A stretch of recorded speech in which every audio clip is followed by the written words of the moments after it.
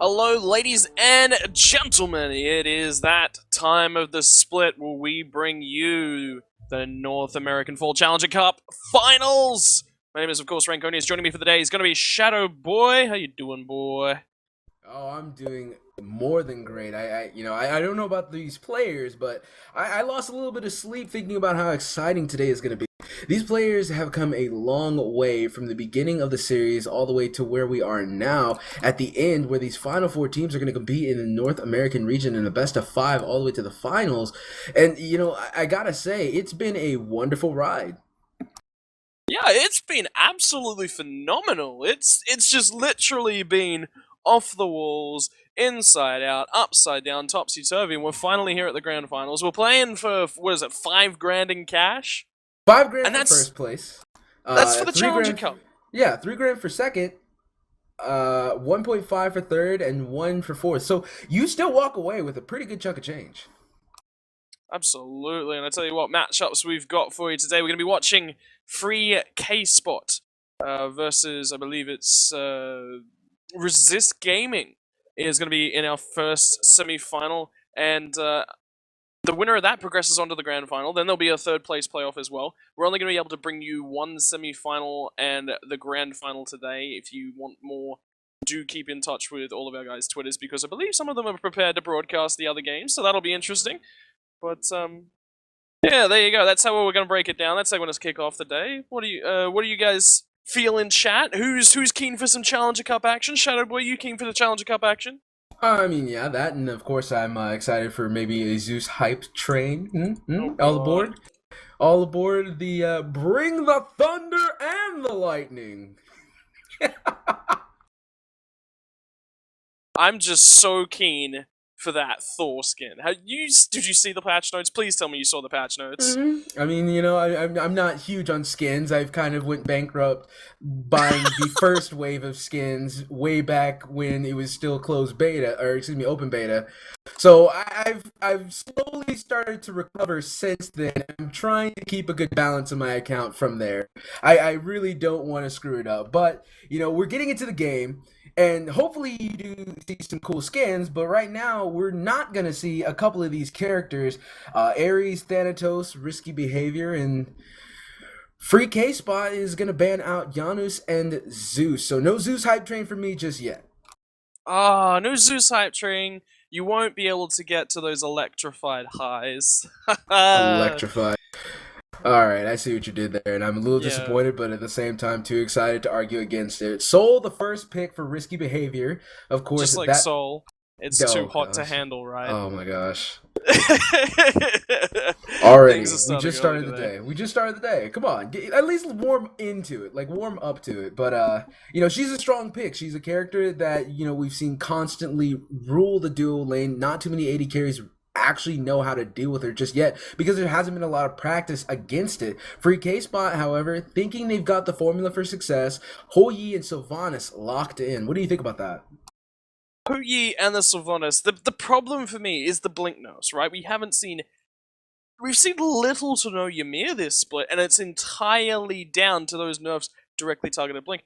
Ymir needed that. He needed that to get in. Sylvanus, he's in a slightly better place, and I say slightly because at least he's got a damn heal. That's the only thing saving that guy at the moment. I mean, he's got a sick hook if you can actually land it.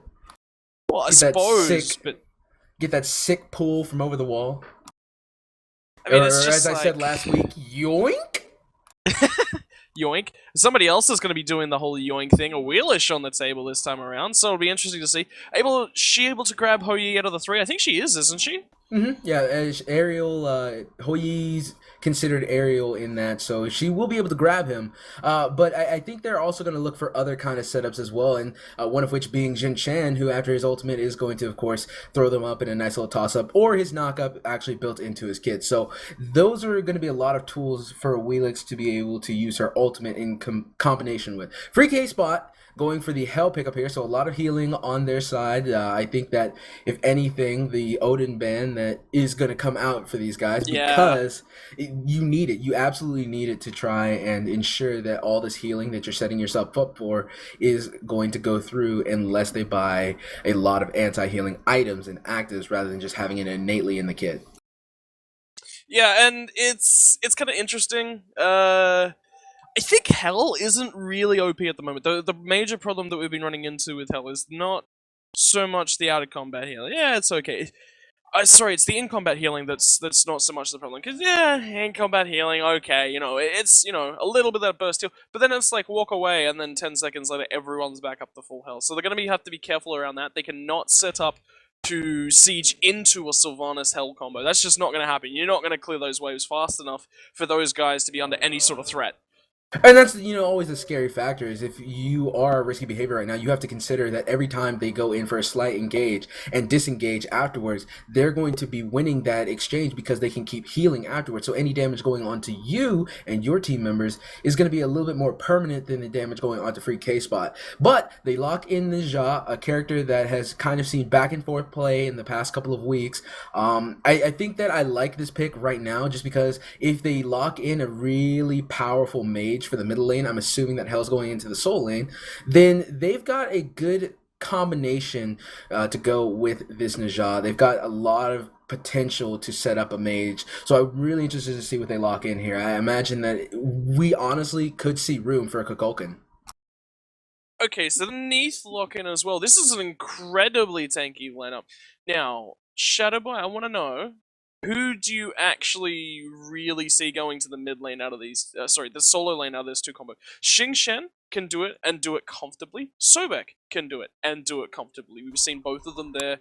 We've seen Sobek there in the past, but we've seen a lot of Xing Tian play, specifically from my side of the pond. He was pretty much 100% pick ban at PAX Australia, the Oceanic Regional Finals. So that's kind of playing on my mind. Do you want to? I think he does a little bit better in the solo lane as well. I'd prefer him there over the Sobek. I think that honestly, Xing Tian can do really well in the solo lane, but having that innate anti-heal on Sobek's Sickening Strike is really beneficial to setting up Awilix for kills, as well as the fact that he has a pretty easy knock-up to use, actually 2 ways to activate Awilix's ultimate. So ganks over in the solo lane become a bit easier in my opinion with Sobek. Also the fact that he's able to lane bully a little bit easier by himself and kind of shut down that healing. I think that he's going there personally, but at the same time, you never know. Risky Behavior has such flexible picks. I mean, the whole time I was thinking that Soul was going to be their AD carry choice, but then they last minute decided we want Neith to be our actual AD carry. Meanwhile, over on the other side of free Kspot, they've drafted themselves into a pretty good team composition. Actually have Osiris, who was one of the potentials for anti-heal for Risky Behavior, and actually they didn't pick it up. So it's kind of funny to see Osiris there. I think Osiris works really, really well here as well, because he's going to be able to use that anti-healing comes online. Sobek and Xing Tian, whilst they don't have healing for the team, they do have substantial sort of healing for themselves. And that's really good. Where Xing Tian is actually broken is his ability to just spit out constant damage. It's not huge bursts of damage, or it can be depending upon how he builds. If he does go particularly down that route, then yes, he can be insanely bursty, but it's his sustain as well. So what the Osiris pick coming in right at the end, it's just like we need potentially a little bit more initiate with the ultimate. It works really, really well. We need a little bit of anti-healing. We just need some ability to chase, get onto that backline, slow, kite. Because have a look at the composition that they're up against as well. Neith, she kind of just wants to do a little bit of a burst, and then she's not as strong as any other hunter. Hu Yi is just going to find that circle. And they've got the circle with Hell, Sylvanus, and Hu Yi, so that's okay. They just need a bit more frontline, a bit more of initiate, and then we're fine. Then they've got to try and hunt them down, right? That's the problem that comes through, and that's where Osiris excels. Just that constant chase, just fighting. Him, it's like him and Bologna. You don't really want to be trying to run away from either of those guys. I look at Free Kspot's team, and it feels a little awkward in a certain sense because you look at the, I guess, 4 picks for the front line / duo lane. So Hell, Osiris, Hou Sylvanus, and then you just have this awkward Najah pickup here, and she kind of fits in this weird area as far as this team comp goes, where she does a lot of damage, but you're used to her being the style of Loki, where you're gonna all in invest into killing one target, get that person killed, and then you're probably gonna die, but at the end of the day, you killed your target. That secures your team in the team fight. But you look at the other side, yeah, they can all in invest in either Sol, Awilix, or Neith, but I don't really feel like that wins them the team fight. I really kind of like it. You were mentioning how powerful Sol is. I really, really like the ability that Najah has to get on top of Sol and handle her. Because you think about it, right? Sol's 3, the breaking down. If she's not handled, when that finally pops, disapparated it's actually called, that's a problem. I respect that. That's a huge problem, and she just jumps straight in there and just negates that, right? So I think it's picked particularly in that counter matchup, and I also think it controls Sol a little bit better in the early game, because Sol likes to keep you at arm's length. As soon as you get up close and start getting in Sol's face, that's where she has the problems. What does Najah do? Does that perfectly. So I just want to go ahead and take a moment for the stream. You all didn't get to see this, but as we were loading in, the entire roster of Risky Behavior has the French flag as their icon. And for those of you who don't know, unfortunately, yesterday, France was under a severe terrorist attack, which took, I think, what I last heard was upwards of 140 casualties. Absolutely. So, it was insane.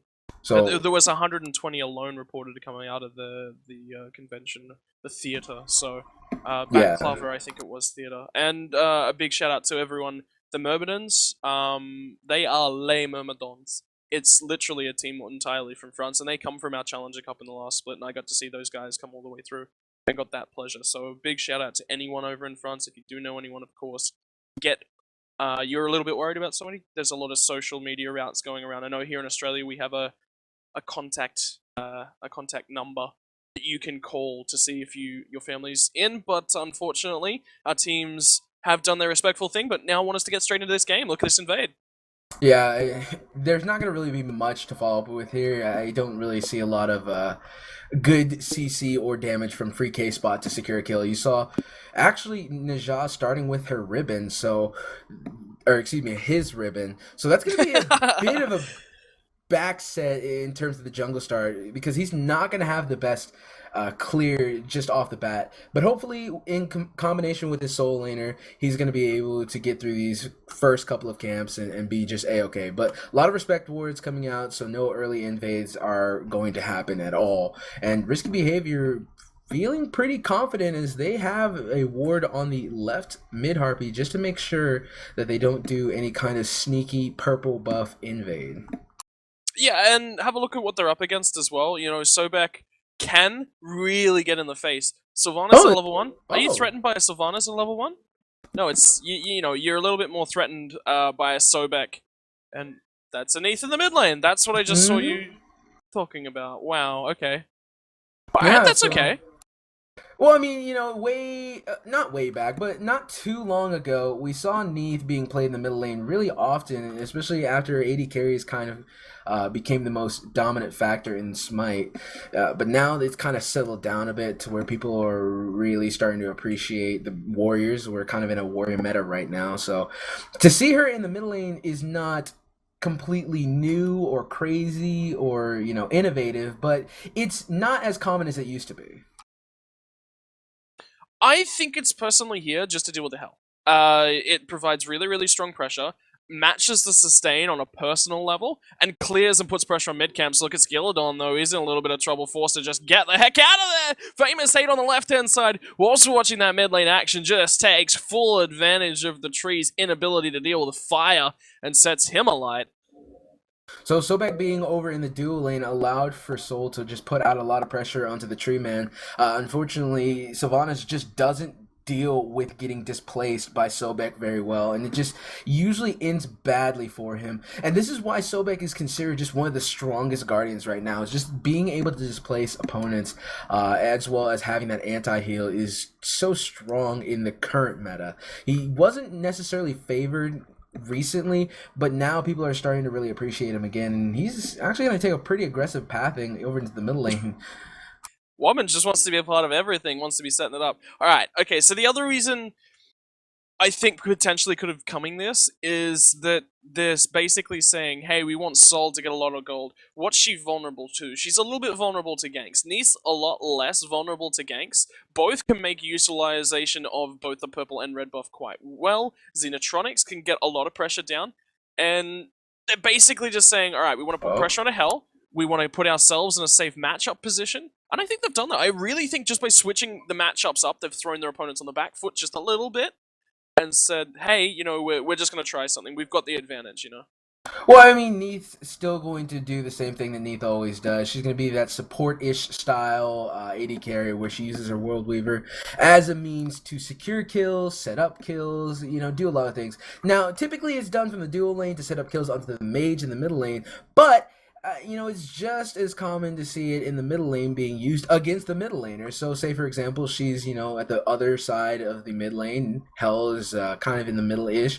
She sets up the World Weaver, and all of a sudden the kill. But big rotations coming over to the dual lane as Awilix starts it off. The Tree Man is going to get bullied out again, taken down. And Awilix using the ultimate in combination with Sobek, but I don't know if FullPenetration is going to be able to get... Yep, he's going to be able to get out. No mana, but unfortunately for the guys on free Kspot, I don't know if they're going to be able to get the Sobek kill either. And there's Najah going up into the air with FaymousHate. He's going to go down dangerously low. The rest of the members of Risky Behavior have to come in to make sure that they get their AD carry out alive. Yeah, really trying to do so, but now look at this. XenoTronics with the rotation. Hits that Spirit Arrow, and man, they're in trouble. Skeeledon just takes full advantage, and FaymousHate as well. This is a 4-0 early lead in Risky Behavior. Four-man basing in that lane. That's incredible.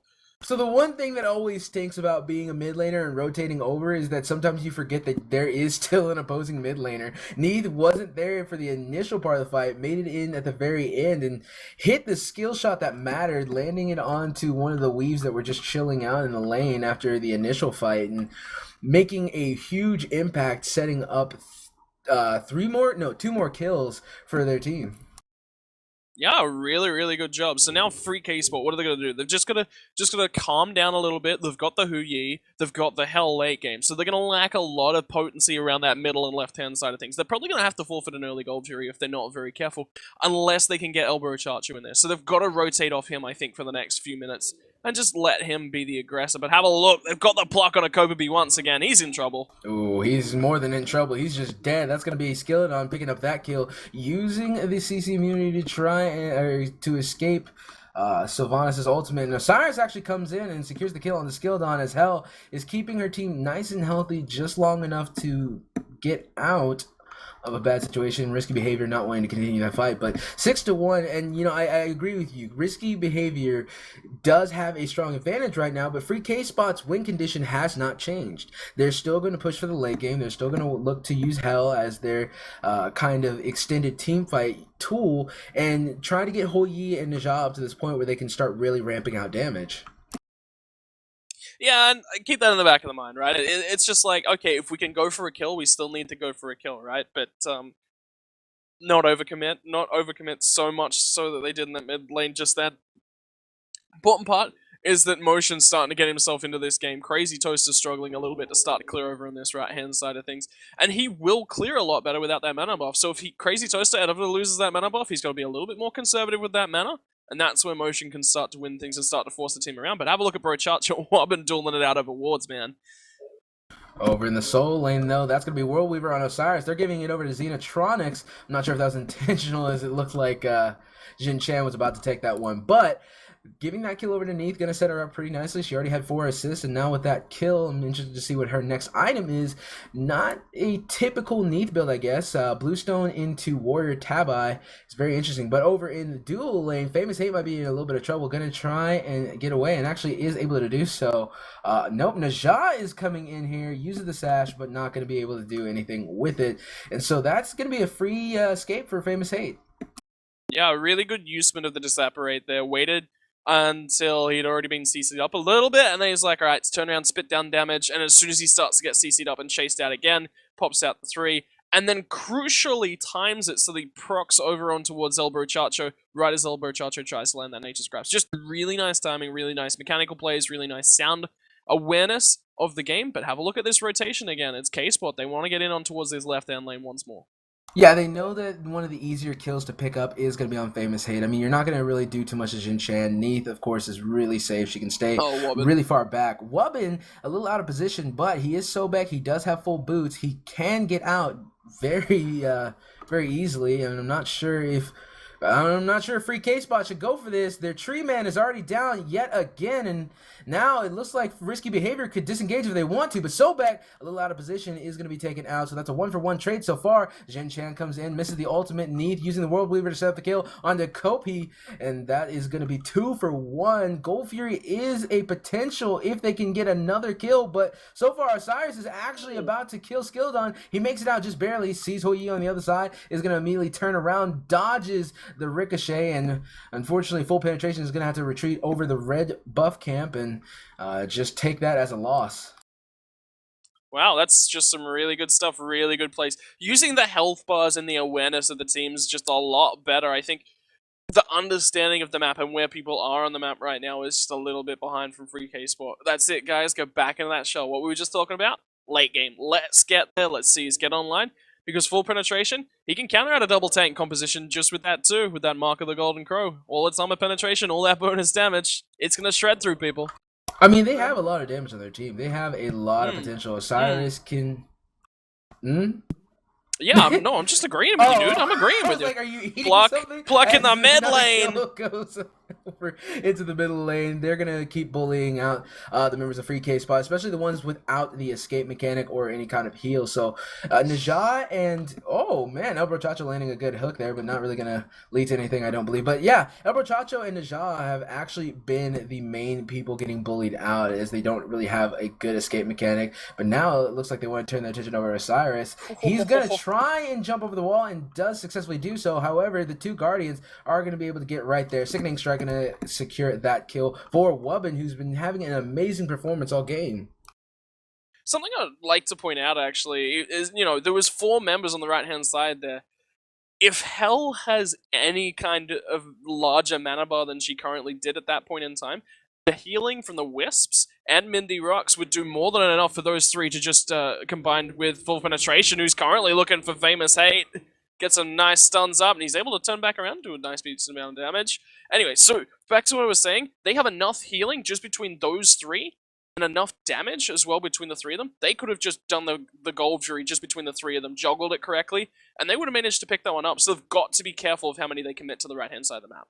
Well, yeah, now the unfortunate thing is they lost the tier 1 tower over on the right side of the map and didn't get anything on the left side. You saw the heavy rotation come out to the dual lane trying to pick up a kill onto FaymousHate, but unfortunately there just wasn't anything available. Too safe of a playstyle from FaymousHate to actually catch him out of position so far.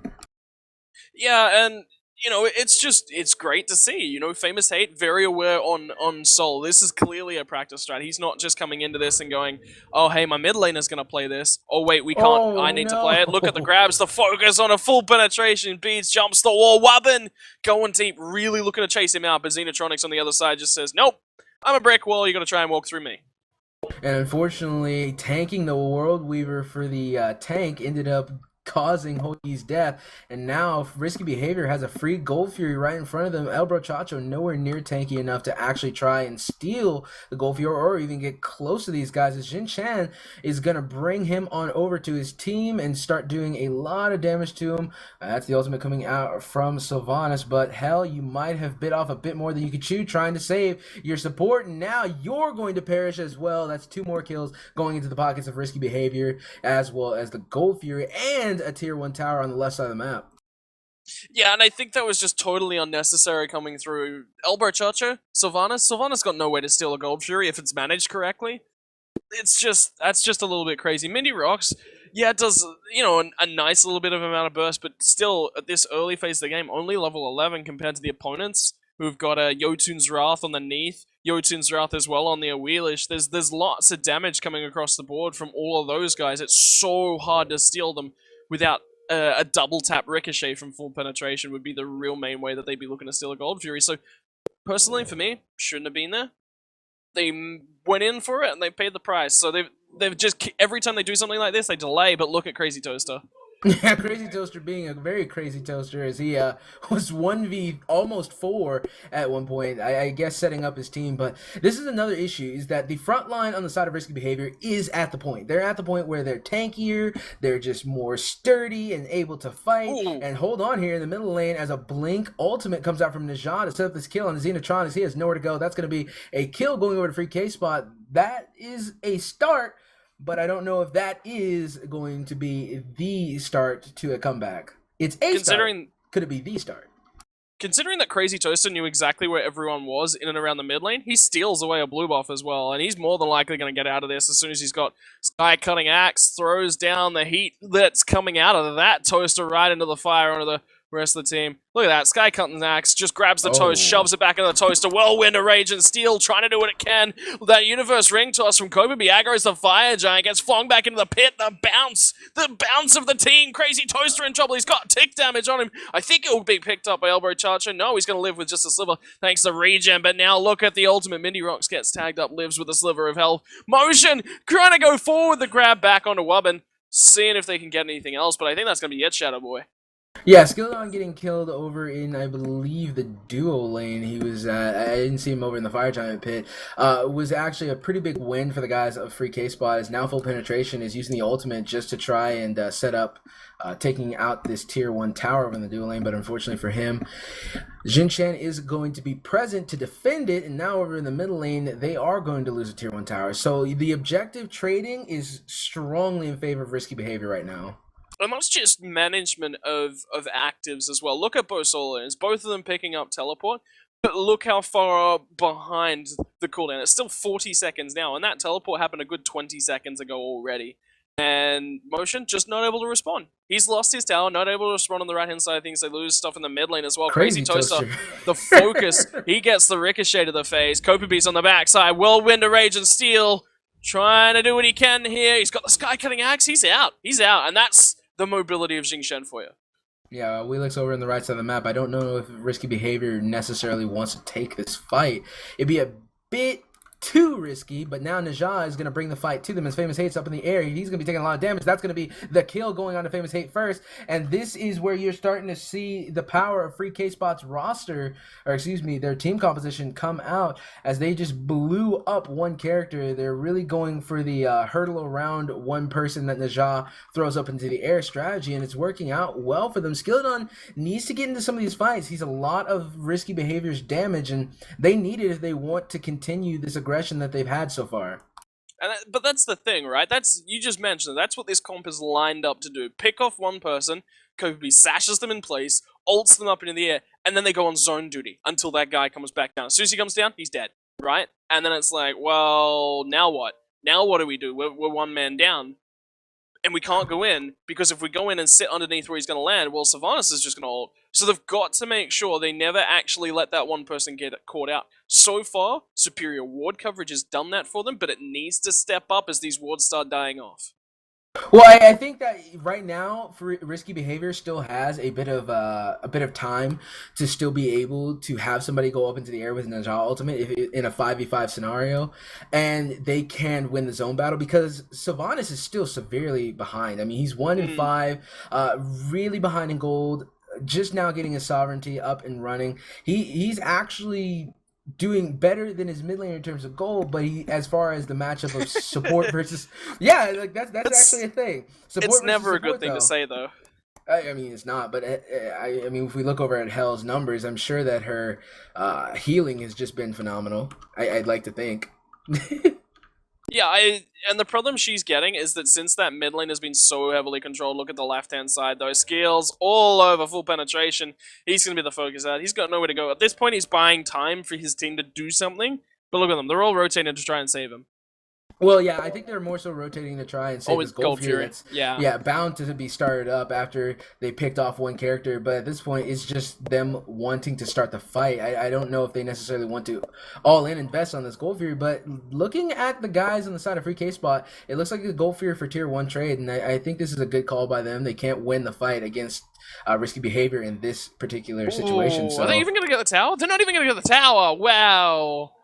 Wow, that's how quickly Risky Behavior are burning it down because they're that far in front at this point. Look at Xing Tian trying to chase down Copebby. He's going to be the first target. Whether they can get on towards him or not. Great blink! Ooh. Great blink! That's reactionary stuff. That's split-second decision-making. Yeah, but now they have to try and get out as best as possible. They don't want to lose anyone else because then at that point, Fire Giant becomes an argument, and it looks like they are going to be able to disengage here. A lot of actives used to try and lock someone down, but Risky Behavior not able to do so. Free Kspot is kind of hovering around this blue buff, possibly thinking of turning around and fighting, but I think they should just go ahead, reset, and realign themselves and get ready for the next fight where they have a stronger potential to do so if it's 5v5 and hope to catch out somebody like we mentioned before. Yeah, what they've got to be careful of is getting poked down a little bit before a fight actually goes on. Because if they do so, and they try and poke back just a little, look at all the healing they're running into. So they can't do that. They have to make sure that if they're going to get poked down, if they're in one of those sorts of scenarios, they have to sort of commit. Luckily for them, the only real skill shots that they can really get poked down from is kind of the Dark Form from Hell into the one, you know, the Decay. That's potentially one of the poke targets. Ricochet, not sort of, you know, high priority damage spells. You know, Decay kind of is a little bit, but it's nowhere near where it could be right now because of how far behind Mindy is. So Motion's the one they've got to dodge the skill shots from. So really curious to see what Neith builds next. She has Executioner as well as Jotun's Wrath, so a lot of penetration on her person. And, you know, I'm not sure what an ability Neith looks like. I imagine that it's more centered around having Transcendence first, but she didn't start that, so I don't know where her next item is going to be. I can't imagine it's going to be crit, just based off of the playstyle so far, but I also don't think that she needs another penetration item right off the bat. So what am I thinking here? Where's this game going to go? Neith support, sorry, not Neith support, Neith mid lane. Don't do Neith support, that's a terrible idea. Neith You mid said lane. it, I'm taking it to ranked. Alright, come, okay. Don't listen to me, I'm Australian, we do crazy things. I'm taking it to your server in rank, so I'll have to play thing and be a bad pick. Well, if you're gonna pick one, look at the engage though. They're trying to pick off Neith. They got the Nejar ultimate, but now look at FaymousHate's ult to back up. They're really committing for XenoTronics though, but he gets Mindy first, and that's bad. That's bad to start a fight off. Skeeledon kills off on Copebby, and now look at Motion. He's in trouble. He's dead. Oh yeah, they lost their win condition, and now they're losing this team fight as now Yi has to jump over the wall to try and escape. Skeeledon not wanting to give up on this kill, but Fire Giant is being done by the rest of his teammates, and Suku gonna be a nice distance closer. In fact, Blink was the choice. He just let Suku kind of do his own thing, but Skeeledon now in a little bit of trouble in this boxing match, and oh man, is he gonna die? He might die. Suku? Oh, he misses! And the ultimate comes out. Full penetration got 1v1, and the Fire Giant goes on to Risky Behavior's team. They're going to turn around, take this tier 2 tower, and be pretty happy with how that just went. What the hell were those mechanics from Skeeledon? Saves that ultimate for the exact last second. Well, he saved Suku. He saved Suku for so long. We kept seeing him mount up, get off, mount up, get off, mount up, get off. And then all of a sudden he was like, okay, this time I'm going to go for the jump. And if he jumps, he kept that in the back of his mind. If he jumps, I'm going to ult him. He's going to be dead. And, you know, the more alarming thing to me is that Free Kspot went into that fight and they had the potential to win it easily. They had every chance to win it, but they lost their win condition immediately. They lost Hell immediately. That just spelled for doom. And by the way, I found the answer to our "What's Neith gonna build next?" question. He's more penetration. It's gonna be probably Brawler's Beat Stick. Probably. Okay. Well, I mean, Brawler's Beat Stick makes sense. Have a look at the composition that they're into. It just makes sense, but have a look in the middle lane as well. They really want to get in. ElBrochacho's a long way forward low. They're trying to keep him alive. They get the fling back. He's dead. He's a dead man. Down comes the Nine Suns, really starting to do some nice damage. Copebby takes to the skies. He's going to burst, but as soon as he lands, he just gets killed off himself, and now it's 3v5 underneath the tower. They might be able to win this one, but not if Mindy just gets deleted like that. And now Yi is the person about to get deleted. He goes into Aegis, but oh, XenoTronics with the perfectly timed Spirit Arrow is going to secure that kill, forcing the surrender vote on a free Kspot. Risky Behavior starting off game 1 quite dominantly. I think that free Kspot has to bring something different to the table if they want to pull off a win in game 2. The The problem with their comp is that they went late game and they just lost so hard on the early game. Yeah, sure, they got drafted around a bit. They got some kind of shenanigans in the fact that that Neith went towards the mid lane, which I'm pretty sure they actually weren't expecting there. If any money would have your soul going generally towards the mid lane, just in clear this particular team potential composition. safety. Yeah, so it's just like, well, what are we gonna do? And the Sobek was played so aggressively by Wubbn. Maybe these guys are just waking up and they're like, oh, Sobek can do that thing. All right. Well, you know, it's a best of 5. So this is actually one of my favorite thing about esports is getting to see teams play each other successively with different strategical niches coming out each different time. And by the end of the if you go all the way to a best of 5, generally what happens is everyone reverts back to their comfort picks, right? Until you get to that really super duper high world's final level. At which point they've got to go like, alright, we're going to play this game 5 unless they play this. So this is actually where you really start to see a team's depth, is not the one match compositions, it's the extended, alright, we lost game 1, we brought that composition to the table, it didn't work. Now, how do we outdraft them? How do we outthink them? Sylvanus, I'd say they shelved the Sylvanus straight up. Hell, keep it for a pocket pick. I think I really want to see it more to a solo lane, and I want to see it farming more. The problem with Mindy was that just so hard out pressured Shadow, and look at that, just no impact on that game whatsoever. Yeah, it's always hard to be a Hell in the middle lane because there's this slight expectation that you still do a lot of damage, but you also have to remember your Hell and your main job is to be a big burst healer in the late game, especially during the battles, like you said. So I think that I agree with you.